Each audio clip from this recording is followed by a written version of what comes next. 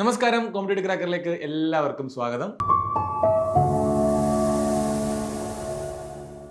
നമ്മൾ ഇന്ന് ഇവിടെ ഡിസ്കസ് ചെയ്യാൻ പോകുന്ന ഹൈക്കോർട്ടിന്റെ ഇന്ത്യൻ കോൺസ്റ്റിറ്റ്യൂഷൻ അല്ലെങ്കിൽ ഇന്ത്യൻ പൊളിറ്റി എന്ന് പറയുന്ന ടോപ്പിക്കാണ്. നിങ്ങൾ ആദ്യമായിട്ടൊരു കോമ്പറ്റേറ്റീവ് പരീക്ഷ എഴുതുന്ന ആളാവാം, ഇതിനു മുന്നേ കുറേ കോമ്പറ്റേറ്റീവ് എക്സാം എഴുതിയിട്ടുള്ള ആളാവാം. ഇങ്ങനെ ആരായാലും ഇന്ത്യൻ പൊളിറ്റി എന്ന് പറയുന്ന ടോപ്പിക്ക് എല്ലാ പരീക്ഷയ്ക്കും ചോദിക്കുന്ന ടോപ്പിക്കാണ്. ഏത് പരീക്ഷ എഴുതും, SSC ആയിക്കോട്ടെ, RRB ആയിക്കോട്ടെ, PSC ആയിക്കോട്ടെ, ഇനി ഏത് പരീക്ഷ എടുത്താലും ഭരണഘടന അല്ലെങ്കിൽ ഇന്ത്യൻ പൊളിറ്റി ചോദിച്ചിരിക്കും. എൻ്റെ ഈ ക്ലാസ് തുടക്കക്കാർക്കുള്ളതാ. എങ്ങനെയാണ് ഇന്ത്യൻ പൊളിറ്റി എന്ന് പറയുന്ന വിഷയത്തെ ഡീകോഡ് ചെയ്യുക. നിങ്ങൾക്കറിയാം, ഒരുപാട് ആർട്ടിക്കിളുകൾ, ഷെഡ്യൂളുകൾ, പാർട്ടുകൾ, കാണാതെ പഠിക്കേണ്ട ഒരുപാട് കാര്യങ്ങളുണ്ട്. കാണാതെ പഠിക്കാതിരിക്കാൻ പറ്റുകയില്ല. പഠിക്കണം. പാർട്ടുകൾ 21 ചോദിച്ചാൽ അറിഞ്ഞിരിക്കണം, 19 ചോദിച്ചാൽ അറിഞ്ഞിരിക്കണം, 14 ചോദിച്ചാൽ അറിഞ്ഞിരിക്കണം. ചോദ്യങ്ങളൊക്കെ ചോദിക്കുന്ന ഏരിയ ആണ്. എന്നാലും ഹൈക്കോർട്ട് അസിസ്റ്റന്റ് എന്ന് പറയുന്ന പരീക്ഷയ്ക്ക് അല്ലെങ്കിൽ ഏതൊരു കോമ്പറ്റേറ്റീവ് പരീക്ഷയ്ക്കും പൊളിറ്റി എന്ന് പറയുന്ന ടോപ്പിക്ക് എളുപ്പത്തിൽ എങ്ങനെ പഠിക്കുക എന്നുള്ളതാണ്.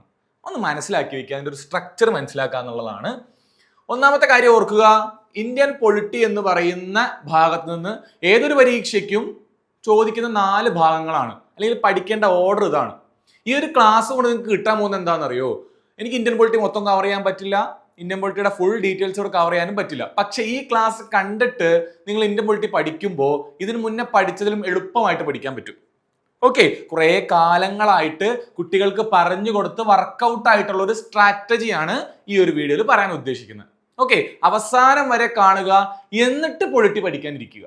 എന്നിട്ട് ലക്ഷ്മികാന്തോ ഗൈഡുകളോ ക്ലാസ്സോ കാണാൻ ഇരിക്കുമ്പോൾ കുറച്ചുകൂടി എളുപ്പമായിരിക്കും എന്നുള്ളതാണ്. ഓക്കെ, നോക്കിക്കോളൂ. ഏറ്റവും ആദ്യം ഇന്ത്യൻ പൊളിറ്റി അല്ലെങ്കിൽ ഇന്ത്യൻ ഭരണഘടനയിൽ ഏറ്റവും ആദ്യം നിങ്ങൾ ഡീൽ ചെയ്യുന്നത് എന്ത് കാര്യമായിരിക്കും? ഭരണഘടന എന്ന് പറയുന്നത് തുടങ്ങിയത് എങ്ങനെ, അല്ലെങ്കിൽ ഇന്ത്യക്ക് ഒരു ഭരണഘടന വേണം എന്നൊരു തീരുമാനത്തിലേക്ക് എത്താനുള്ള കാരണം എന്താണ്?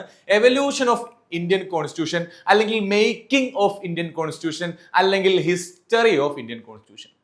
ഓക്കെ, നമ്മുടെ പുസ്തകത്തിനെ പറ്റിയാണ് പഠിക്കുന്നത്. ഇന്ത്യയിലുള്ള ആളുകളെ ഭരിക്കാൻ വേണ്ടി ഒരു ഭരണ സംവിധാനം ഇവിടെ ഉണ്ടാവാൻ വേണ്ടി ഉണ്ടാക്കിയിട്ടുള്ള ഒരു ബുക്കാണ്, അല്ലേ? അപ്പോൾ ക്രിസ്ത്യാനിറ്റി ബൈബിൾ ഫോളോ ചെയ്യുന്ന പോലെ, ഇസ്ലാം ഖുറാൻ ഫോളോ ചെയ്യുന്നത് പോലെ, ഗീത ഫോളോ ചെയ്യുന്നത് പോലെ, ഇന്ത്യയിലുള്ള ഒരു സാക്രോസാൻഡ് ആയിട്ടുള്ള ഒരു ബൈബിൾ പോലെയുള്ള ഒരു പുസ്തകമാണ് ഇത് ഭരണഘടന. ഒരു പുസ്തകമാണ് ഭരണഘടന. അത് മനസ്സിലാക്കി എന്തുകൊണ്ട് ഭരണഘടന ഉണ്ടാക്കപ്പെട്ടു, അതിൻ്റെ ഏരിയാസ് എന്താണെന്ന് മനസ്സിലാക്കിയാൽ പെട്ടെന്ന് ചെയ്യാൻ പറ്റുന്നേ ഉള്ളൂ. എല്ലാ കുട്ടികളും ചെയ്യുന്ന ഒരു മണ്ടത്തരം എന്താ? ഇതങ്ങ് കാണാതെ പഠിക്കുക എന്നുള്ളതാ. കാണാതെ പഠിക്കുക എന്നുള്ളതല്ല സൊല്യൂഷൻ. കഥ മനസ്സിലാക്കുക. എങ്ങനെയാണ് ഇന്ത്യക്ക് ഒരു ഭരണഘടന വന്നത്? അതിന് ആദ്യം ഒരു ഹിസ്റ്ററി ഉണ്ട്. എവല്യൂഷൻ, മേക്കിംഗ് എന്നെല്ലാം പറയുന്നത്. ഭരണഘടനയ്ക്ക് മുന്നേ ബ്രിട്ടീഷുകാർ ഉണ്ടായിരുന്ന സമയത്ത് നമ്മൾ എന്ത് ചെയ്തിട്ടുണ്ട്? കുറച്ച് ആക്ടുകൾ അവർ കൊണ്ടുവന്നിട്ടുണ്ട്. കാരണം എന്തായിരുന്നു? ബ്രിട്ടീഷില് പാർലമെന്റ് ആയിരുന്നു. ബ്രിട്ടൻ ലോകത്തെ ഏറ്റവും പഴയ ഡെമോക്രസികളിൽ ഒന്നാണ്. അപ്പൊ അവർ കുറെ ആക്ടുകൾ എവിടെ കൊണ്ടുവന്നു? ഇന്ത്യയിലും കൊണ്ടുവന്നു. സോ ഇന്ത്യയിൽ ഭരണഘടനയ്ക്ക് മുന്നേ പ്രീ കോൺസ്റ്റിറ്റ്യൂഷണൽ ആയിട്ടുള്ള കുറച്ച് ആക്ടുകൾ ഉണ്ട്. നമ്മളതിനെ റെഗുലേറ്റിംഗ് ആക്ട് എന്ന് വിളിക്കുന്നുണ്ട്. കുറച്ചധികം ഉണ്ട്. റെഗുലേറ്റിംഗ്, അതുപോലെ ചാർട്ടർ, അതുപോലെ ഗവൺമെന്റ് ഓഫ് ഇന്ത്യ, അതുപോലെ പിറ്റ്സ് ഇന്ത്യ ആക്ട്. അങ്ങനെ കുറേ ആക്ടുകൾ പ്രീ കോൺസ്റ്റിറ്റ്യൂഷന് മുന്നേ വന്നതുണ്ട്. അങ്ങനെ നമ്മുടെ കുറച്ച് ആക്ടുകൾ കൊണ്ടുവന്ന് ബ്രിട്ടീഷ് പാർലമെന്റ് നമ്മൾ എന്ത് ചെയ്യാൻ നോക്കി? കൺട്രോൾ ചെയ്യാൻ നോക്കി. പക്ഷെ പ്രത്യേകിച്ചൊന്നും സംഭവിച്ചില്ല. അതൊന്നും ഇന്ത്യക്കാർക്ക് വേണ്ടിയുള്ളതായിരുന്നില്ല. അങ്ങനെ ഇന്ത്യക്കാർക്ക് വേണ്ടി ഉണ്ടാക്കിയിട്ടുള്ള ഒരു ആക്ട് അല്ലെങ്കിൽ ഗവേൺ ചെയ്യാനുള്ള കുറച്ച് റൂൾസ് ആൻഡ് റെഗുലേഷൻസ് ആണ് എന്ത്? നമ്മുടെ കോൺസ്റ്റിറ്റ്യൂഷൻ. സോ ഒരു കോൺസ്റ്റിറ്റ്യൂന്റ് അസംബ്ലി കൂട്ടുന്നു, കോൺസ്റ്റിറ്റ്യൂഷൻ ഉണ്ടാക്കുന്നു, അതിന് മുന്നിലുള്ള പ്രീ കോൺസ്റ്റിറ്റ്യൂഷണൽ ആക്ട് എല്ലാം പഠിക്കുന്ന ഒരു ടോപ്പിക്കാണ് ഏത്? മേക്കിംഗ് ഓഫ് കോൺസ്റ്റിറ്റ്യൂഷൻ അല്ലെങ്കിൽ എവല്യൂഷൻ ഓഫ് ഇന്ത്യൻ കോൺസ്റ്റിറ്റ്യൂഷൻ. അത് കഴിഞ്ഞാൽ നമ്മുടെ കോൺസ്റ്റിറ്റ്യൂഷന്റെ ഫീച്ചേഴ്സ് എന്താണ്, അതിന്റെ സ്ട്രക്ചർ എന്താണ്, അതിന്റെ കണ്ടന്റുകൾ എന്താണ്. അപ്പൊ ഞാൻ ആദ്യം പറഞ്ഞ ആ കഥ മനസ്സിലായിട്ടുണ്ടാവും. മേക്ക് ചെയ്ത് കഴിഞ്ഞപ്പോൾ എന്താ മേക്ക് ചെയ്തത്? എന്ത് കോൺസ്റ്റിറ്റ്യൂഷൻ നമ്മൾ ഉണ്ടാക്കിയത്? അതിന്റെ ഫീച്ചേഴ്സ് മനസ്സിലാക്കുക, അതിൻ്റെ സ്ട്രക്ചർ മനസ്സിലാക്കുക, അതിൻ്റെ കണ്ടന്റുകൾ മനസ്സിലാക്കുക. അപ്പം നിങ്ങൾക്ക് എന്ത് കിട്ടുമെന്ന് അറിയോ? ഈ ഭരണഘടനയുടെ ഒരു ധാരണ കിട്ടും. പിന്നെ നിങ്ങൾ കാണാതെ പഠിക്കുമ്പോൾ നിങ്ങൾക്ക് ഡോട്ട്സ് കണക്ട് ചെയ്ത് പഠിക്കാൻ പറ്റും, ലോജിക്കലായിട്ട് പഠിക്കാൻ പറ്റും. ഓക്കെ, അവസാനം വരെ വീഡിയോ കാണുക. ഞാൻ ഓരോന്ന് പറഞ്ഞുതരാം. കുറച്ച് കാര്യങ്ങൾ പറയാനുണ്ട്. ഒന്നാമത്തെ കാര്യം നോക്കുക, ഇന്ത്യയുടെ കോൺസ്റ്റിറ്റ്യൂഷനെ നമുക്ക് എന്തായിട്ട് കരുതാം? ഒരു സാധാരണ ബുക്കായിട്ട് തന്നെ കരുതാം, ഒരു ഫിക്ഷണൽ നോവലായിട്ട് കരുതാം. ഒരു ആടുജീവിതം പോലെയുള്ള ഒരു നോവലില് എന്താ ഉണ്ടാവുക? നോവൽ തുടങ്ങുന്നത് എന്ത് വെച്ചിട്ടായിരിക്കും? ഒരു ആമുഖം വെച്ചിട്ടായിരിക്കും. നമ്മുടെ കോൺസ്റ്റിറ്റ്യൂഷൻ ഞാൻ പറഞ്ഞു ബൈബിള് പോലെ, ഒരു നോവലൊക്കെ പോലെ ഒരു പുസ്തകമാണ്, നമ്മളെ ഗവേൺ ചെയ്യാനുള്ള പുസ്തകമാണ്. വിഷയം വേറെയാണെന്നേ ഉള്ളൂ, കഥയല്ല, റെഗുലേഷൻസ് ആണ്, പക്ഷെ പുസ്തകം തന്നെയാണ്. സോ അവിടെ എന്ത് വരുന്നു? ഒരു പുസ്തകത്തിലെ ആമുഖം എന്ന പോലെ ആർക്കുണ്ട്? കോൺസ്റ്റിറ്റ്യൂഷൻ ഒരു ആമുഖമുണ്ട്. അതിനെയാണ് നമ്മൾ എന്ത് വിളിക്കുന്നത്? പ്രിയാമ്പിൾ എന്ന് വിളിക്കുന്നത്. ഓക്കെ, നമ്മൾ പ്രീഫേസ് എന്ന് വിളിക്കുന്ന നമ്മുടെ പുസ്തകം, നമ്മുടെ ആമുഖം പ്രിയാമ്പിൾ ആണ്. സോ നിങ്ങൾ ഏത് ടെക്സ്റ്റ് എടുത്താലും ആദ്യം പഠിക്കുന്ന ചാപ്റ്റർ എന്തായിരിക്കും? Preamble of Indian constitution. അപ്പൊ എന്തായിരിക്കും പ്രിയാമ്പിള്? ആ ബുക്കിൽ നമ്മളൊരു നോവലിന്റെ ആമുഖത്തിൽ എന്താ എഴുതുന്നേ? ആ ബുക്കിന്റെ തത്വം എന്താണ്, അതിന്റെ സാരാംശം എന്താണ്, എന്തിന് ആ ബുക്ക് എഴുതിയ ആളുടെ മനസ്സിൽ എന്തായിരുന്നു, അതുപോലെ നമ്മുടെ കോൺസ്റ്റിറ്റ്യൂവന്റ് അസംബ്ലിയിലുള്ള നമ്മുടെ തിങ്കിങ് ഫാദേഴ്സിന്റെ മനസ്സിൽ എന്തായിരുന്നു എന്ന് പറഞ്ഞു കൊടുക്കുന്ന ഒരു സാധനമാണ് preamble. So preamble is the thought process. തത്വത്തിൽ എന്താണ്? Philosophy of constitution, identity card of constitution എല്ലാം പറയുന്നത് പ്രിയാമ്പിളിനെയാണ്. പ്രിയാമ്പിളിൽ തുടങ്ങി. ഇനി ഒരു ബുക്കിന്റെ ആമുഖം കഴിഞ്ഞാൽ പിന്നെ നമ്മൾ അതിനകത്തൊരു ഇൻഡെക്സ് ഇടും. ആ ഇൻഡെക്സിൽ ആദ്യം എന്തുണ്ടാവും? കുറേ യൂണിറ്റുകൾ ഉണ്ടാവും, കുറേ ഭാഗങ്ങൾ ഉണ്ടാവും. ഇവിടെയും ഉണ്ട് ഭാഗങ്ങൾ. ആ ഭാഗങ്ങൾ നമ്മൾ എന്ത് വിളിക്കുന്നു? ആ ഭാഗങ്ങൾ നമ്മൾ യൂണിറ്റുകൾ എന്നോ കോൺസ്റ്റിറ്റ്യൂഷനിൽ അതിനെ പാർട്സ് എന്ന് വിളിക്കുന്നു. ഓക്കെ, ഈ പാർട്സിനെ വീണ്ടും, ഈ യൂണിറ്റുകളെ വീണ്ടും നമ്മൾ ചാപ്റ്ററുകളാക്കില്ലേ? ഇപ്പൊ നിങ്ങളൊരു NCERT ടെസ്റ്റ് എടുക്കൂ. ആ NCERT ചാപ്റ്ററിൽ ഒന്നാമത്തെ യൂണിറ്റ് എന്ന് പറയുന്നത് ഹിസ്റ്ററി എന്ന് വിചാരിക്കൂ. ഹിസ്റ്ററിയിലെ ആദ്യത്തെ ചാപ്റ്റർ എന്തായിരിക്കും? ഇൻഡസ് വാലി സിവിലൈസേഷൻ ആയിരിക്കും. അതുപോലെ തന്നെ കോൺസ്റ്റിറ്റ്യൂഷന്റെ ആദ്യം പ്രിയാമ്പിള്, ഒന്നാമത്തെ യൂണിറ്റ്, അതിനെ നമ്മൾ പാർട്ട് എന്ന് വിളിക്കും. ആ പാർട്ടിന്റെ സബ് ഡിവിഷൻസിനെ നമ്മൾ എന്ത് വിളിക്കുന്നു? ചാപ്റ്റേഴ്സിനെ നമ്മൾ എന്ത് വിളിക്കുന്നു? ചാപ്റ്റേഴ്സ് എന്ന് തന്നെ വിളിക്കുന്നു.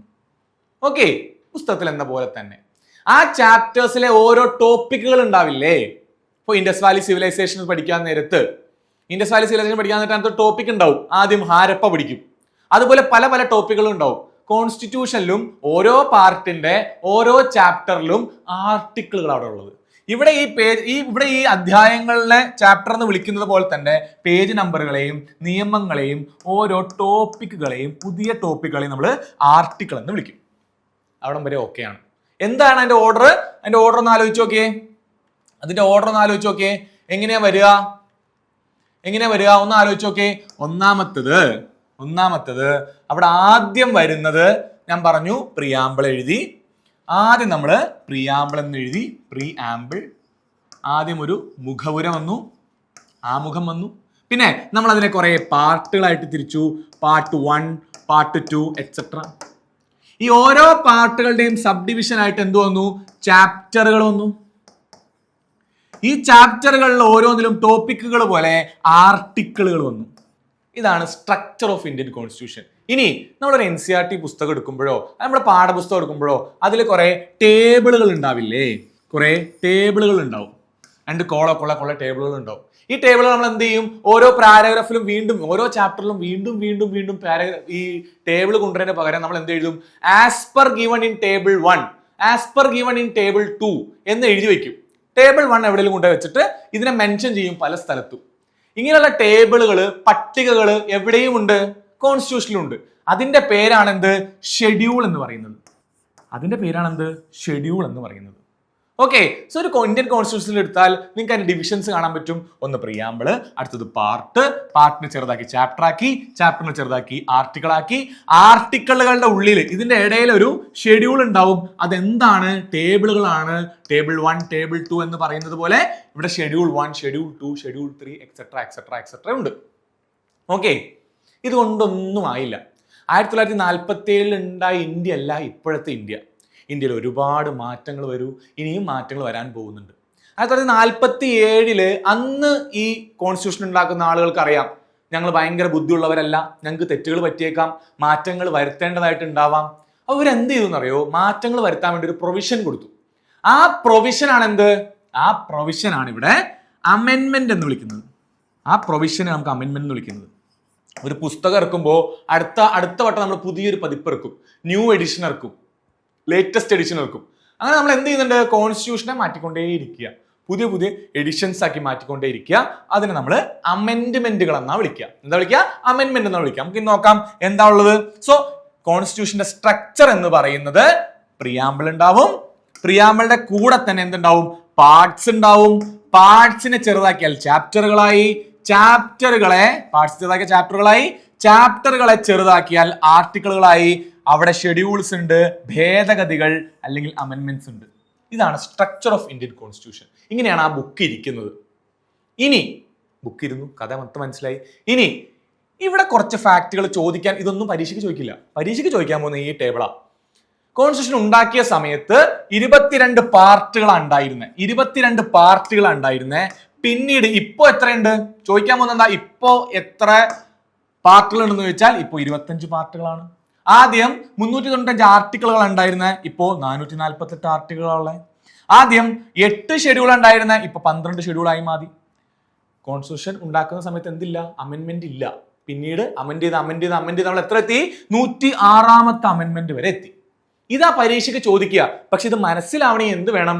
ഈ കൺസെപ്റ്റ് മനസ്സിലാവണം. പുറകിൽ ഞാൻ പറഞ്ഞ കൺസെപ്റ്റ് മനസ്സിലായാൽ മാത്രമേ ഈ കഥ പഠിക്കേണ്ടതുള്ളൂ. പൊതുവെ നിങ്ങൾ എന്ത് ചെയ്യും? ഇതങ്ങ് കാണാതെ പഠിക്കും. അതൊരു റൈറ്റ് വേ അല്ല. ഇങ്ങനെ വേണം പഠിക്കാനായിട്ട്. ഇനി നമുക്ക് സ്ട്രക്ചർ മനസ്സിലായി. പ്രിയാമ്പിൾ, പാർട്സിനെ ചെറുതാക്കി ചാപ്റ്റേഴ്സ് ആക്കി, ചാപ്റ്റേഴ്സിന്റെ ചെറുതായിട്ട് സബ് ടോപ്പിക് ആയിട്ട് എന്ത് വന്നു? ആർട്ടിക്കിൾസ് വന്നു. ഇതിന്റെ എല്ലാം ഇടയിൽ ഷെഡ്യൂളുകൾ, പട്ടികകൾ ഉണ്ട്. ഇതിൽ മാറ്റങ്ങൾ വരുത്താൻ അമെൻമെന്റുകളും ഇൻട്രൊഡ്യൂസ് ചെയ്യപ്പെട്ടു. സ്ട്രക്ചർ പിടികിട്ടി. ഇനി ഈ ഒരു ചോദ്യം നോക്കുക. പ്രീവിയസ് ഇയർ ക്വസ്റ്റ്യൻ ആണ്. കേരള ഹൈക്കോർട്ട് അസിസ്റ്റന്റ് 2022 PYQ ആണ്. ടോട്ടൽ നമ്പർ ഓഫ് അമെൻമെന്റ്സ് to Indian constitution as on October 2021. ഇനി അത് പഠിക്കേണ്ട കാര്യമില്ല. ഇപ്പൊ നിങ്ങൾ എന്താ ആലോചിച്ചാൽ മതി. 2026 ഇന്നേക്ക് ടിൽ ഡേറ്റ് എത്ര അമെൻമെന്റ് ആയി? ഇതിൽ കൊടുത്തേക്കുന്ന ആൻസർ ഒക്കെ തെറ്റ. കാര്യം എന്താ? ഇത് അന്ന് ചോദിച്ച ചോദ്യമല്ലേ? 106 അമെൻമെന്റ് ആയി. ഇപ്പോ ഇങ്ങനെയാ ചോദ്യങ്ങൾ വരിക. ഞാൻ നേരത്തെ പറഞ്ഞ ഇത്രയും നേരം പറഞ്ഞ തള്ളൊന്നും ചോദിക്കില്ല. ചോദിക്കാൻ പോകുന്ന ഇതാ. പക്ഷെ ഇത് മനസ്സിലാവണമെങ്കിൽ അണ്ടർലൈങ് ആയിട്ട് മറ്റേ കാര്യം മനസ്സിലാവണം. ഹൈക്കോടതിന് ചോദിച്ചിട്ടുള്ള ചോദ്യമാണ്. ഇങ്ങനെ പ്രീവിയസ് ഇയർ ക്വസ്റ്റ്യൻ വച്ചിട്ട് കൺസെപ്റ്റ് മനസ്സിലാക്കി പഠിച്ചാൽ മാത്രമേ എന്ത് പറ്റുള്ളൂ? ഏത് ചോദ്യവും ആൻസർ ആവുന്ന രീതിയിൽ നിങ്ങൾക്ക് എത്താൻ പറ്റുള്ളൂ. ഫാക്ച്വൽ ആയിട്ട് പഠിക്കാം, കൺസെപ്ച്വൽ ആയിട്ട് പഠിക്കാം. കൺസെപ്ച്വൽ ആയിട്ട് പഠിച്ചാൽ ഒരിക്കലും മറക്കില്ല. നിങ്ങൾ എഴുതാൻ പോകുന്ന എല്ലാ പരീക്ഷയ്ക്കും ഇത് മനസ്സിലിരിക്കും. ഫാക്ച്വൽ ആയിട്ട് പഠിച്ചാൽ മറന്നുപോകും. അടുത്ത പരീക്ഷ വീണ്ടും അപ്ഡേറ്റ് ചെയ്യണം. കഥ മനസ്സിലാവാതെ പഠിക്കരുതെന്നുള്ളതാ. മുന്നോട്ട് പോയാൽ ഇനി സ്ട്രക്ചർ മനസ്സിലായി. ഇന്ത്യ എന്ന് പറയുന്ന ഒരു രാജ്യമുണ്ട്. അങ്ങ് JNK മുതൽ താഴെ കന്യാകുമാരി, തമിഴ്നാട് വരെ നീണ്ടു നിവർന്ന് കിടക്കുന്ന ഈ രാജ്യത്തിന് നമുക്ക് എന്ത് വേണം? ഒരു JNK ഇവിടെ അറ്റത്ത് തമിഴ്നാടു, കന്യാകുമാരിയുടെ അറ്റം ഇവിടെ ഗുജറാത്ത്, ഇവിടെ വന്നിട്ട് ഇതാ അരുണാചൽ പ്രദേശ്. ഈ രാജ്യത്തിന് എന്ത് വേണം? 1947 നമ്മുടെ കയ്യിൽ ഒരു രാജ്യമുണ്ട്. ഈ രാജ്യത്തിനൊരു ഭരണഘടന ഉണ്ടാക്കണം. വേണ്ടേ? ഒരു ഭരണഘടന ഉണ്ടാക്കണം. എങ്ങനെ ഭരണഘടന എഴുതും? എന്തായിരിക്കും നമ്മുടെ പ്രയോറിറ്റി? എങ്ങനെ എഴുതും? ചുമ്മാ എഴുതി കൂട്ടലല്ല. തോന്നുന്ന പോലെ കുറെ ആർട്ടിക്കിളുകൾ എഴുതി കൂട്ടലല്ല. അതിനൊരു ഓർഡർ വേണം. എന്തായിരിക്കും ആദ്യത്തെ ഓർഡർ? നമ്മൾ ആദ്യം തീരുമാനിച്ചു നമുക്ക് വേണ്ടത് ഒരു ഡെമോക്രസിയാണ്, ഒരു ജനാധിപത്യമാണെന്ന് തീരുമാനിച്ചു. ഡെമോക്രസി വരെ എത്തി. ഓക്കെ, നമ്മുടെ ഫസ്റ്റ് കൺസേൺ എന്തായിരിക്കും? ഈ രാജ്യം എവിടെ മുതൽ എവിടെ വരെയാണ്? ഫസ്റ്റ് കൺസേൺ അതാ. ഒന്നാമത് നമ്മൾ എഴുതും ടെറിട്ടറി ഓഫ് ഇന്ത്യ. ഇന്ത്യ എവിടെ മുതൽ എവിടെ വരെയാണെന്ന് എഴുതും. ഞാനോ നിങ്ങളോ കോൺസ്റ്റിറ്റ്യൂഷൻ ഉണ്ടാക്കുകയാണെങ്കിലും അതല്ലേ ആദ്യം എഴുതുള്ളൂ. അത് ആദ്യം എഴുതുക. ഇനി ടെറിട്ടറി ആയി. ഓക്കെ, ടെറിട്ടറി കഴിഞ്ഞാൽ ഇവിടെ താമസിക്കുന്നത് ആരാ? What is India? Territory. Who are going to be our population എന്ന് ചോദിച്ചാൽ അവിടെ പീപ്പിൾ വന്നു. രണ്ടാമത്തത് നമ്മൾ എഴുതാൻ പോകുന്നത് ആരാണ്? രണ്ടാമത്തത് പീപ്പിൾ. ആരാണ് അവിടെ വരുന്നത്? ഓക്കെ, ഈ പീപ്പിൾ ആരാണെന്ന് എഴുതി കഴിഞ്ഞാൽ ആ പീപ്പിളിന് വേണ്ട അവകാശങ്ങൾ എന്തെല്ലാം? പീപ്പിളിന്റെ അവകാശങ്ങൾ എന്തെല്ലാമാണ് ഉള്ളത്? പീപ്പിളിന് ഫണ്ടമെന്റൽ റൈറ്റ്സ് ഉണ്ടോ? അവർ നമുക്ക് വേണ്ടി എന്തെങ്കിലും ഫണ്ടമെന്റൽ ഡ്യൂട്ടീസ് രാജ്യത്തിന് വേണ്ടി ചെയ്യോ? ഇത്യാദി കാര്യങ്ങൾ. ഓക്കെ, സോ ടെറിട്ടറി കിട്ടി, പിന്നെ പീപ്പിൾ കിട്ടി, ജനങ്ങളെയും കിട്ടി. ആര് ഭരിക്കും? സ്ഥലമുണ്ട്, ഭരിക്കപ്പെടാൻ ആൾക്കാരുണ്ട്. ആര് ഭരിക്കും? അവിടെ വരുന്നു മൂന്നാമത്തെ പോയിന്റ്. എന്താ? ആരാ ഭരിക്കുന്നേ? ഇന്ത്യനെ ഒട്ടടങ്കം ഭരിക്കാൻ വേണ്ടിയിട്ട് ഇന്ത്യയുടെ ഡൽഹി എന്ന് പറയുന്ന ഇന്ത്യയുടെ തലസ്ഥാനത്ത് ആര് ഇരിപ്പുണ്ട്? മോഡിജിയും ഗ്യാങ്ങും ഇരിപ്പുണ്ട്. Union government. അവിടെ യൂണിയൻ ഗവൺമെന്റ് വരും ആദ്യം. ഇനി പ്രൊവിൻഷ്യൽ ആയിട്ട് ഓരോ സംസ്ഥാനങ്ങളെ ഭരിക്കാൻ വേണ്ടി സംസ്ഥാന ഗവൺമെന്റ് ഇരിക്കുന്നുണ്ട്.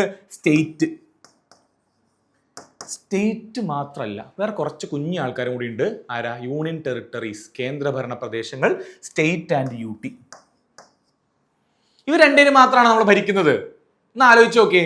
സ്റ്റേറ്റും യൂണിയനും മാത്രമാണോ നമ്മൾ ഭരിക്കുന്നത്?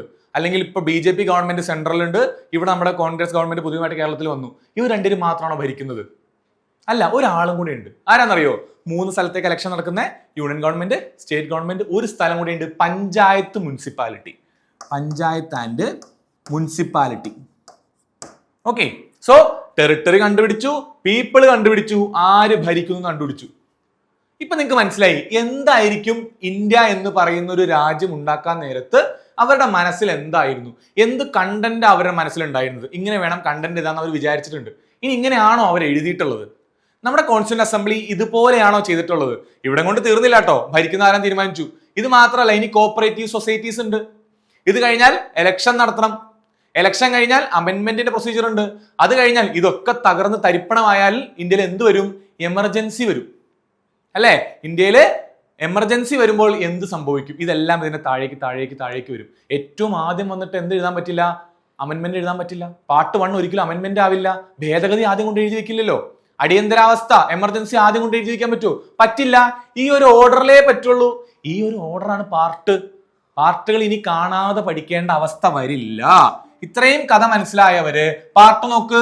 ഞാൻ പറഞ്ഞതുപോലെ ആണെങ്കിൽ ആദ്യം എന്ത് വരണം? ആദ്യം ടെറിട്ടറി വരണം. പാർട്ട് 1 എന്താണ്? ആർട്ടിക്കിൾ 1 മുതൽ 4 വരെയുള്ള പാർട്ട് 1 എന്താണ്? ടെറിട്ടറിയാണ്. പാർട്ട് 1 എന്താണ്?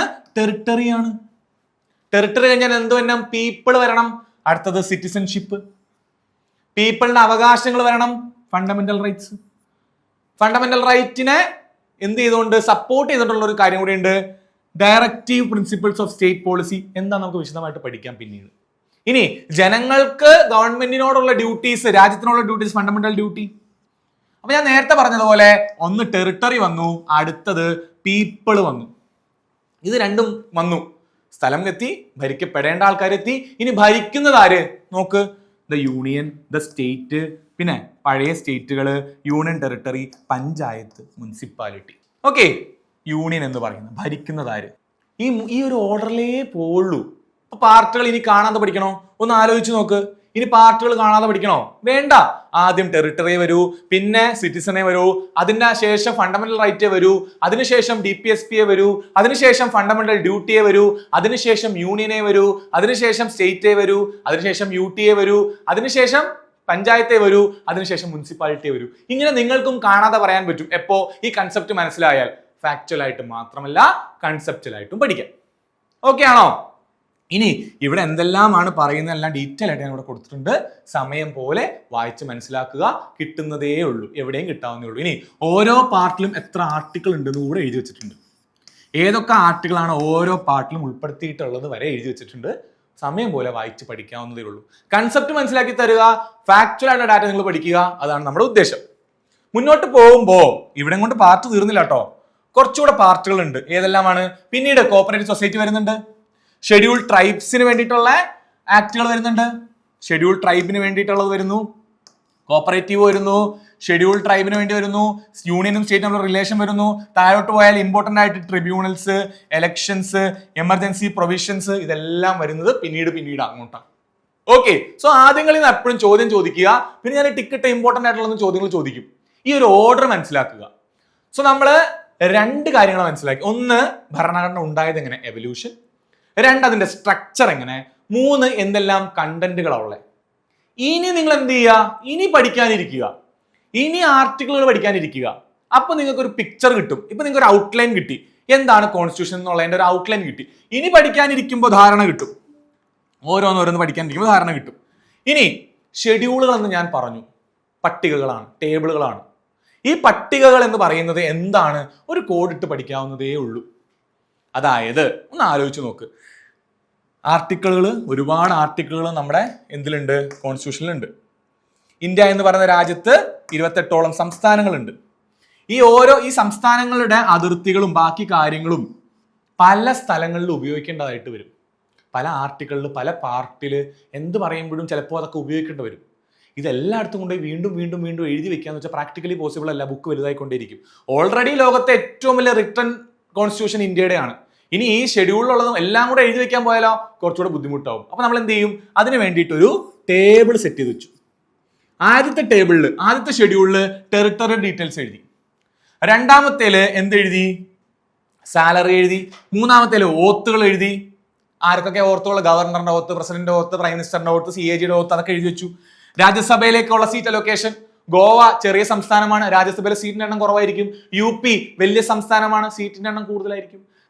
കേരളം ചെറിയ സംസ്ഥാനമാണ്, എന്നാലും കുറവായിരിക്കും. ഓക്കെ, സോ അടുത്ത ഷെഡ്യൂൾ ഏരിയാസ് ഏതാ? അത് ട്രൈബൽ ഏരിയാസ് ഏതാ?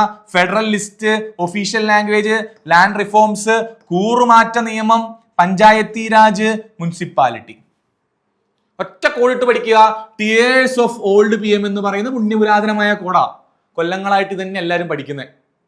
ഓക്കെ, ഓരോ ഷെഡ്യൂളിലും എന്തെല്ലാമാണ് ഉള്ളത്? ഓരോ ഷെഡ്യൂളിൽ എന്തെല്ലാം ഉള്ളതാ കൊടുത്തേക്കുന്നു. ഈ പറയുന്ന ആർട്ടിക്കിളുകളിൽ ഈ ഷെഡ്യൂൾ ഉപയോഗിക്കപ്പെട്ടു.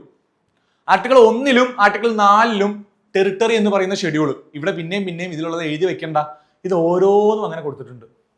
നിങ്ങൾക്ക് മനസ്സിലായിട്ടുണ്ടാവും വിചാരിക്കുന്നു. വീണ്ടും വീണ്ടും വീണ്ടും ഇത് എഴുതിക്കൊണ്ടിരിക്കുന്നതിന് പകരം ഇവർ എന്ത് ചെയ്തു? ഇങ്ങനെ കുറേ ഷെഡ്യൂളുകൾ ഉണ്ടാക്കി. ബേസിക്കലി നമ്മൾ സ്കൂൾ പുസ്തകത്തിൽ, പാഠപുസ്തകത്തിൽ കാണുന്ന പോലെ തന്നെ table 1, table 2, as per in table 1 എന്ന് നമ്മൾ പലയിടത്തും എഴുതി വെക്കില്ലേ? As per shown in figure 1 എന്ന് എഴുതി വെക്കില്ലേ? അതിന് പകരം ഷെഡ്യൂൾ ഉപയോഗിച്ചു. ഇത്രയേ ഉള്ളൂ. വലിയ ബുദ്ധിമുട്ടുള്ളതോ വലിയ സംഭവം ഒന്നും അല്ല കോൺസ്റ്റിറ്റ്യൂഷൻ എന്ന് പറയുന്നത്. അമെൻമെന്റ്സ് നോക്കിക്കോളൂ. 1 മുതൽ 106 വരെയുള്ള അമെൻമെന്റ്സ് നിങ്ങൾ പഠിക്കേണ്ടത്. 1 മുതൽ 106 വരെ. പക്ഷെ അതിൽ തന്നെ ചോദ്യകർത്താവ് ചോദ്യം ചോദിക്കാൻ പോകുന്നത് എവിടുന്നേ ഉള്ളൂ? ഏറ്റവും ഇമ്പോർട്ടന്റ് ആയിട്ടുള്ളൂ. 1 മുതൽ 106 വരെ ചോദിക്കാൻ പോകുന്നത്. അതിലും ഇമ്പോർട്ടന്റ് ആയിട്ടുള്ള മാത്രം പഠിച്ചാൽ മതി. ഇതാ ഇവിടെ കൊടുത്തേക്കുന്നു. അടുത്തത് അമെൻമെന്റ്സ് ഓഫ് ഇന്ത്യൻ കോൺസ്റ്റിറ്റ്യൂഷൻ. ഷെഡ്യൂൾ കഴിഞ്ഞു. ഇനി നമ്മൾ ഭേദഗതികൾ വരുത്താൻ പോവാ, മാറ്റങ്ങൾ വരുത്താൻ പോവാ. എന്താ മാറ്റങ്ങൾ വരാൻ പോകുന്നത്? നിങ്ങൾക്കറിയാം, 1 മുതൽ 106 വരെ അമെൻമെന്റുകൾ ആയി കഴിഞ്ഞു. 1ാമത്തെ അമെൻമെന്റ് മുതൽ കഴിഞ്ഞ കൊല്ലം നടന്ന 106ാമത്തെ അമെൻമെന്റ് വരെ എത്തിക്കഴിഞ്ഞു. പക്ഷെ എല്ലാം കാണാതെ പഠിക്കേണ്ട കാര്യമുണ്ടോ? പഠിക്കാൻ പറ്റുമോ? 106 പഠിക്കാൻ പറ്റുമോ? പറ്റില്ല. ഏറ്റവും ഇമ്പോർട്ടന്റ് ആയിട്ടുള്ള മാത്രം പഠിക്കുക. അവസാനത്തെ ഒരു 3-4 പഠിക്കുകയും വേണം, അല്ലെ? അങ്ങനെ നോക്കുമ്പോൾ ഏറ്റവും ഇമ്പോർട്ടന്റ് ആയിട്ടുള്ള അമെൻമെന്റുകൾ ഏതൊക്കെയാണെന്ന് ചോദിച്ചു കഴിഞ്ഞാൽ ഞാൻ ഇവിടെ ഓൾറെഡി PPT-ലേക്ക് കൊണ്ടുവന്നിട്ടുണ്ട്. സ്ക്രീൻഷോട്ട് എടുക്കുകയെ എന്താ ചെയ്യുക, പഠിക്കുക എന്നുള്ളതാണ്. ഐഡിയ പറഞ്ഞുതരാന്നുള്ളത് മാത്രമേ എൻ്റെ ഉദ്ദേശമുള്ളൂ. ഏറ്റവും ഇമ്പോർട്ടന്റ് ആയിട്ടുള്ളതാണ് ഇത്. 1ാമത്തെ അമെൻമെന്റ് എന്ന് പറയുന്നത് ഫണ്ടമെന്റൽ റൈറ്റിനെ റെസ്ട്രിക്ട് ചെയ്തുകൊണ്ട് 9th ഷെഡ്യൂൾ ലാൻഡ് റിഫോംസിന്, ഭൂപരിഷ്കരണത്തിന് വേണ്ടിയിട്ടുള്ള ഒരു അമെൻമെന്റ് ആയിരുന്നു. പിന്നെ ഏറ്റവും ഇമ്പോർട്ടന്റ് 42ാമത്തെ അമെൻമെന്റ് മിനി കോൺസ്റ്റിറ്റ്യൂഷൻ എന്ന് വിളിക്കുന്ന അമെൻമെന്റ് ആണ്. 44ാമത്തെ അമെൻമെന്റ് remove the right of property എന്ന് പറയുന്ന 44ാമത്തെ അമെൻമെന്റിൽ കൂടുതൽ കാര്യങ്ങൾ റിമൂവ് ചെയ്യുന്ന ഒരു അമെൻമെന്റ് ആയിട്ട് വേണം അതിനെ കാണാൻ. 52, 61 ആന്റി ഡിഫെക്ഷൻ, വോട്ടിംഗ് ഏജ് കുറച്ച അമെൻമെന്റ്, ഇങ്ങനെ ഒരുപാട് ഭേദഗതികൾ നടത്തിയിട്ടുണ്ട് എന്നുള്ളതാണ്. മുന്നോട്ട് പോയാൽ അടുത്തലേക്ക് വരുമ്പോഴും കുറച്ച് അമെൻമെന്റുകൾ ഞാൻ കൊടുത്തിട്ടുണ്ട്. ഇതിൽ 100-ന് ശേഷമുള്ള അമെൻമെന്റുകൾ പൊതുവെ ചോദിക്കുന്ന അമെൻമെന്റുകളാണ്. 100-ന് ശേഷമുള്ള 6 അതിൽ തന്നെ ഏറ്റവും ലാസ്റ്റ് ആയിട്ടുള്ളത് വുമൺ റിസർവേഷൻ 33% ഓഫ് സീറ്റ്സ് നമ്മൾ എല്ലായിടത്തും കൊണ്ടുവന്നതാണ്. ഇമ്പോർട്ടന്റ് ആണ്, പഠിച്ചു വെക്കുക. ഷെഡ്യൂളിൽ ഇപ്പോൾ 12-ലും 12 ഇമ്പോർട്ടന്റ് തന്നെയാണ്. അമെൻമെന്റ് അങ്ങനെയല്ല, 106 ഉണ്ട്. 106 എന്തായാലും ചോദിക്കാൻ സാധ്യതയില്ല, പഠിക്കാനായിട്ട് പറ്റുകയില്ല. ഇമ്പോർട്ടന്റ് ആയിട്ടുള്ള പഠിക്കുക. ആർട്ടിക്കിൾ നിങ്ങൾക്ക് അറിയാം, 448 ആർട്ടിക്കിൾ ഉണ്ട്. മൊത്തം പഠിക്കാൻ പറ്റില്ല, ഇമ്പോർട്ടന്റ് ആയിട്ടുള്ള മാത്രം പഠിക്കുക. ഓക്കെ, ഈ അമെൻമെന്റുകളെല്ലാം മനസ്സിലാക്കി കഴിഞ്ഞാൽ പിന്നെ നിങ്ങൾ ഓർക്കുക, നിങ്ങളുടെ പരീക്ഷയ്ക്ക് എങ്ങനെ ഇത് ചോദിക്കാൻ പോകുന്നത്. അതിന് നിങ്ങളുടെ ഹൈക്കോർട്ട് എന്ന് പറയുന്ന പരീക്ഷയെ ഡീകോഡ് ചെയ്യണം. ഏതെല്ലാം ടോപ്പിക്കുകൾ എന്നാ ചോദ്യം ചോദിക്കുന്നത് മനസ്സിലാവണം. അവിടെ ഞാൻ ചെയ്തിട്ടുള്ള ഒരു കാര്യം എന്താ? ടോപ്പിക് വൈസ് ട്രെൻഡ് അനലൈസ് ചെയ്തിട്ടുണ്ട്. 2019 മുതൽ 2024 വരെ ചോദിച്ചിട്ടുള്ള ഒബ്ജക്റ്റീവ് പേപ്പർ, ഡിസ്ക്രിപ്റ്റീവ് അല്ല, ഒബ്ജക്റ്റീവ് പേപ്പറിലെ പൊളിറ്റി ചോദ്യങ്ങളുടെ ലിസ്റ്റ് ആണിത്. നോക്കിയാൽ അറിയാം. ഫണ്ടമെന്റൽ റൈറ്റിൽ നിന്ന് 3 ചോദ്യം ചോദിച്ചിട്ടുണ്ട്. പാർലമെന്റ് ലെജിസ്ലേറ്റീവ് പ്രോസസ്സിന് 2 ചോദ്യം. കോൺസ്റ്റിറ്റ്യൂഷൻ അമെൻമെന്റ് ബേസിക് സ്ട്രക്ചറിൽ നിന്ന് 3 ചോദ്യം. അമെൻമെന്റിൽ നിന്ന് 3 ചോദ്യം. എമർജൻസിയിൽ നിന്ന് 2 ചോദ്യം. ഫെഡറലിസം അതായത് സെൻട്രൽ സ്റ്റേറ്റ് റിലേഷൻ കൺകറന്റ് ലിസ്റ്റിൽ നിന്ന് 2 ചോദ്യം. കോൺസ്റ്റിറ്റ്യൂഷൻ ബോഡീസ് UPSC, ലോക്പാൽ പോലുള്ള ബോഡിയിൽ നിന്ന് 2 ചോദ്യം. കോൺസ്റ്റിറ്റ്യൂഷൻ അസംബ്ലിയിൽ നിന്ന് 1 ചോദ്യം. ജുഡീഷ്യറിയിൽ നിന്ന് 2 ചോദ്യം. ഈ ഏരിയാസ് എന്തായാലും വിടാൻ പറ്റില്ല. പക്ഷെ അടുത്ത വട്ടം ഏരിയാസ് മാറാം. എന്നാലും ഈ അനാലിസിസ് ഉണ്ടെങ്കിൽ ഒരു പരീക്ഷന് 2 രീതിയിൽ പഠിക്കാം. ഒന്ന് സിലബസ് മൊത്തം കവർ ചെയ്യാം. അടുത്ത ഇമ്പോർട്ടൻ്റ് ആയിട്ടുള്ള കാര്യം എന്താ? പ്രീവിയസ് ഇയർ ക്വസ്റ്റ്യൻ മനസ്സിലാക്കുക, ചോദ്യങ്ങളുടെ ഡെപ്ത് മനസ്സിലാക്കുക. ഫാക്ച്വൽ ചോദ്യങ്ങളാണോ ചോദിക്കുന്നത്, സ്റ്റാറ്റിക് ആയിട്ടുള്ള GK ചോദ്യങ്ങളാണോ ചോദിക്കുന്നത്, ഇന്ത്യയിലെ ഏറ്റവും വലുതേത്, ഇന്ത്യയിലെ ഏറ്റവും ചെറുതേത്, കോൺസ്റ്റിറ്റ്യൂഷൻ വന്ന ഡേറ്റ് ഏത്, അങ്ങനെ ഡേറ്റുകളും കുറേ സ്റ്റാറ്റിക് ഫാക്റ്റുകൾ മാത്രം ചോദിക്കുന്നതെങ്കിൽ ഇതൊന്നും പഠിക്കണ്ട. ഹൈക്കോർട്ട് അങ്ങനെയല്ല, ചോദ്യങ്ങളുടെ എണ്ണം കുറവായിരിക്കും, പക്ഷേ നല്ല നല്ല ചോദ്യങ്ങൾ ചോദിക്കുന്നുണ്ട് അവിടെ. സോ ഈ പറയുന്ന ഒരു ബേസ് വെച്ച് ഇങ്ങനെ ഫണ്ടമെന്റൽ ആയിട്ട് താഴെ അടിത്തറ വെച്ച് തന്നെ പഠിച്ച് തന്നെ മുന്നോട്ട് പോയാലേ കാര്യങ്ങൾ പിടികിട്ടുള്ളൂ. അപ്പോൾ ഹൈക്കോർട്ടിന് നിങ്ങൾക്ക് എല്ലാവർക്കും അറിയാം, ഇത്രയും നാൾ ഒരു റിസൾട്ട് ഉണ്ടാക്കി ഹൈക്കോർട്ടിന്റെ കോഴ്സ് മുന്നോട്ട് കൊണ്ടുപോയിട്ടുള്ളത് CC ആണ്. CCയിൽ ഈ പറയുന്ന പോലെ മാത്സ് ആയാലും GK ആയാലും ഇംഗ്ലീഷ് ആയാലും ഏറ്റവും നല്ല ക്ലാസ്സുകൾ കൊടുത്തുകൊണ്ട് തന്നെയാണ് ഇത്ര റിസൾട്ട് ഉണ്ടായത്. ഹൈക്കോർട്ടിന് വേറെ എവിടെയും പോകണ്ട, ഞങ്ങളുടെ മെന്റേഴ്സും ഞങ്ങളുടെ ഫാക്കൽറ്റീസും നിങ്ങൾക്ക് വേണ്ടിയിട്ടുള്ള ഏറ്റവും പുതിയ ബാച്ചുമായിട്ട് റെഡിയാണ്. ഓൾറെഡി ഒരു ബാച്ച് കഴിഞ്ഞു, അടുത്ത ബാച്ച് തുടങ്ങാൻ വേണ്ടിയിട്ടുള്ള ക്ലാസ്സുകൾ നടന്നുകൊണ്ടേയിരിക്കുകയാണ്. ലൈവ് ക്ലാസ് എത്രയും പെട്ടെന്ന് തുടങ്ങും. മനസ്സിലാക്കുക, ഓരോ വിഷയത്തിനെയും മനസ്സിലാക്കി പഠിക്കുക. ഡിഗ്രി പ്രിലിംസും ഹൈക്കോർട്ട് ടെസ്റ്റിനും തമ്മിൽ ഭയങ്കര വ്യത്യാസമുണ്ട്. ഡിഗ്രി പ്രിലിംസ് നിങ്ങൾ പാസ്സായെന്ന് വിചാരിച്ച് ഹൈക്കോർട്ട് ടെസ്റ്റിന് പാസ്സാവില്ല. എന്തുകൊണ്ടാ? അല്ലെങ്കിൽ LDC എഴുതുന്നത് പോലെയോ LGS എഴുതുന്ന പോലെ അല്ല. എന്തുകൊണ്ടാ? ഇംഗ്ലീഷ് എന്ന് പറയുന്ന വലിയൊരാൾ അവിടെ കയറി വരുന്നു. ഡിസ്ക്രിപ്റ്റീവ് പേപ്പറിന്റെ മാർക്കിന് വല്ലാത്ത വെയിറ്റേജ് വരുന്നു. അവിടെ കോംപ്രിഹെൻഷൻ, പ്രസി റൈറ്റിംഗ് ഇതെല്ലാം വരും. GK ആണെങ്കിൽ ഭയങ്കര ഫാക്ച്വൽ ആയിട്ടാണ് ചോദിക്കുക. പൊളിറ്റി കൺസെപ്ച്വൽ ആയി കഴിഞ്ഞാൽ അവിടെയും കറണ്ട് അഫേഴ്സും കുറെ ഫാക്ച്വൽ കാര്യങ്ങളാണ് ചോദിക്കുക. സോ പരീക്ഷയെ മനസ്സിലാക്കി ഡിസ്ക്രിപ്റ്റീവ് പേപ്പറൂടെ നോക്കി ഇതെല്ലാം പേപ്പർ 1ഉം പേപ്പർ 2ഉം കവർ ചെയ്തുകൊണ്ട് തന്നെ പഠിച്ചാൽ ആൻസർ റൈറ്റിംഗിന് ഇവിടെ വളരെ കൂടുതൽ പ്രസക്തിയുണ്ട്. ഇതെല്ലാം മനസ്സിലാക്കി പഠിച്ചാൽ മാത്രമേ ക്വാളിഫൈ ചെയ്യാൻ പറ്റുള്ളൂ. മുകളിൽ കാണുന്ന നമ്പറിൽ വിളിക്കുക, ഞങ്ങളുടെ കാര്യങ്ങൾ മൊത്തം മനസ്സിലാക്കുക. എക്സ്പെർട്ട് ഫാക്കൽറ്റീസും മെന്റേഴ്സും ശ്രീറാം മിസ്സിന്റെ ഇംഗ്ലീഷ് ക്ലാസ്സുകളും ഞാൻ പൊളിറ്റി എടുക്കാൻ വരുന്നുണ്ടാവും. ഫുൾ ഡീറ്റെയിൽഡ് ആയിട്ടുള്ള ക്ലാസ്സുകളായിരിക്കും നിങ്ങൾക്ക് കിട്ടുക. റെക്കോർഡഡ് ക്ലാസ്സുകൾ ഉണ്ടാവും, ലൈവ് ക്ലാസ്സുകൾ ഉണ്ടാവും, വീക്ക്ലി മോക്ക് ടെസ്റ്റ്. അതുപോലെ തന്നെ അവസാനം പരീക്ഷയോട് അടക്കുമ്പോൾ എക്സാമിലുള്ള പോലെ തന്നെയുള്ള ഫുൾ മോക്ക് ടെസ്റ്റുകളും നിങ്ങൾക്ക് കിട്ടുന്നുണ്ടാവും. വേറെ ഡിസ്ക്രിപ്റ്റീവ് ടെസ്റ്റിന് വേറെ സ്ഥലത്ത് പോവുക, മോക്ക് ടെസ്റ്റിന് വേറെ സ്ഥലത്ത് പോവുക, അങ്ങനെ ഒരു ബുദ്ധിമുട്ടില്ലാതെ ഒരൊറ്റ സ്ഥലത്ത് തന്നെ ഹൈക്കോർട്ട് കവർ ചെയ്യാം. എല്ലാവർക്കും എൻ്റെ ബെസ്റ്റ് ഓഫ് ലക്ക്. താഴെ കാണുന്ന ഡിസ്ക്രിപ്ഷനിൽ ഞങ്ങൾ ഫ്രീ ഗ്രൂപ്പിന് ലിങ്ക് കൊടുത്തിട്ടുണ്ടാവും. ഇനി കോഴ്സ് എടുത്ത് പഠിക്കാത്തവർ എന്ത് ചെയ്യുക, പഠിക്കാൻ ബുദ്ധിമുട്ടുള്ളവർ ഫ്രീ ഗ്രൂപ്പിന്റെ ലിങ്കിൽ ജോയിൻ ചെയ്യുക. അവിടെയും ഞങ്ങളുടെ ആക്ടിവിറ്റീസ് വരുന്നുണ്ടാവും, അവിടെയും ഞങ്ങൾ കുറേ കാര്യങ്ങൾ പ്രൊവൈഡ് ചെയ്യുന്നുണ്ടാവും. അതിൽ ജോയിൻ ചെയ്യുക. ചാനൽ സബ്സ്ക്രൈബ് ചെയ്യാത്ത സബ്സ്ക്രൈബ് ചെയ്യുക. എല്ലാവർക്കും എൻ്റെ best of luck. Thank you.